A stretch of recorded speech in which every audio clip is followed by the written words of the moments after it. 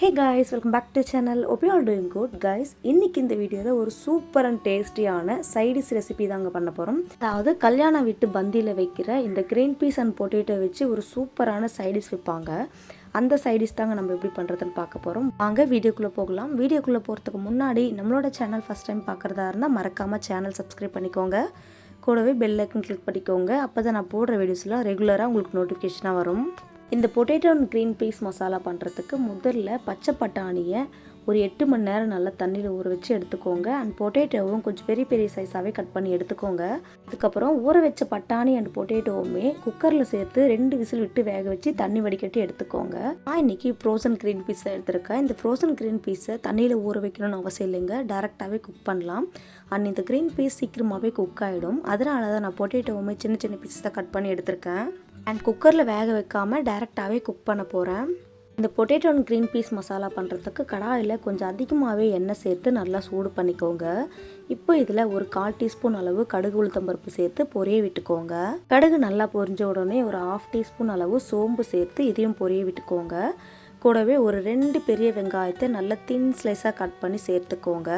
கொஞ்சமாக கருவேப்பிலையும் சேர்த்து இந்த வெங்காயத்தை இந்த அளவு லைட்டாக பொன்னிறமாக வர வரைக்கும் வதக்கிக்கோங்க.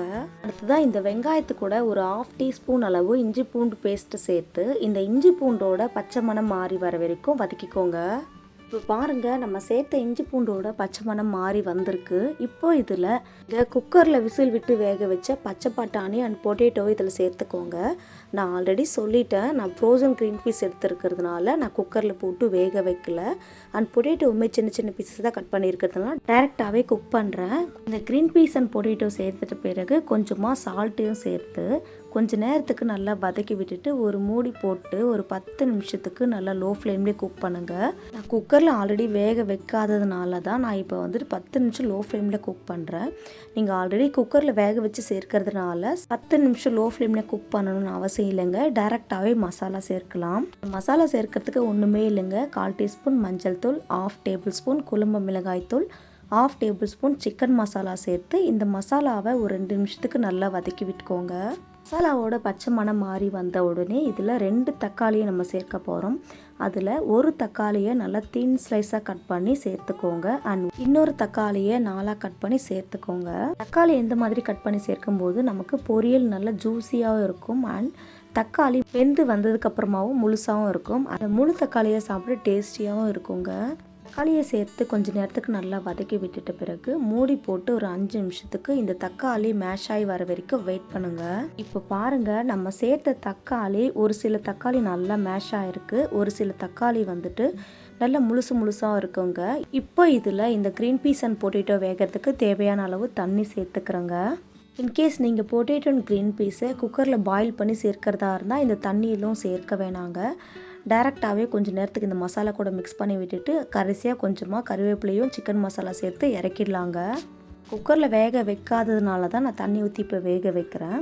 கொஞ்சம் நேரத்துக்கு மூடி போட்டு அதுக்கப்புறம் அப்படியே வேக வச்சு தண்ணியெல்லாம் சுண்டி வர வரைக்கும் வெயிட் பண்ணுங்கள். கரெக்டாக ஒரு 10 நிமிஷத்துக்கு அப்புறமா பாருங்கள், நம்ம சேர்த்த தண்ணி எல்லாமே நல்லா வற்றி வந்திருக்கு. கடைசியாக இது கூட ஒரு 1/4 டீஸ்பூன் அளவு சிக்கன் மசாலா அண்ட் கொஞ்சமாக கருவேப்பிலையும் சேர்த்து நல்லா மிக்ஸ் பண்ணி விட்டு எடுத்தால் நம்மளோட கல்யாண வீட்டு potato and green peas masala சூப்பராக ரெடி ஆகிடுங்க. அவ்வளோதாங்க, நம்மளோட கல்யாண வீட்டு green peace and potato masala ready ஆகிடுச்சு. கண்டிப்பாக இந்த வீடியோவை சேவ் பண்ணி வச்சுட்டு நீங்கள் ஒரு முறை ட்ரை பண்ணி பாருங்கள். அவ்வளோ ஒரு டேஸ்டியாக இருக்குங்க. இந்த சைடிஷை சுட சுட சாதம், சாம்பார், ரசம் இல்லை சப்பாத்தி, இட்லி, தோசை கூட வச்சு சாப்பிட்லாங்க. அவ்வளோ ஒரு சூப்பர் காம்பினேஷனாக இருக்குங்க. கண்டிப்பாக இந்த வீடியோவை சேவ் பண்ணி வச்சுட்டு ட்ரை பண்ணி பார்த்துட்டு எப்படி இருக்குன்னு கமெண்ட் பண்ணுங்கள். அண்ட் இந்த வீடியோ உங்களுக்கு பிடிச்சிருந்தா லைக், ஷேர், கமெண்ட் மறக்காமல் சப்ஸ்கிரைப் பண்ணுங்கள். தேங்க்யூ ஃபார் வாட்சிங்.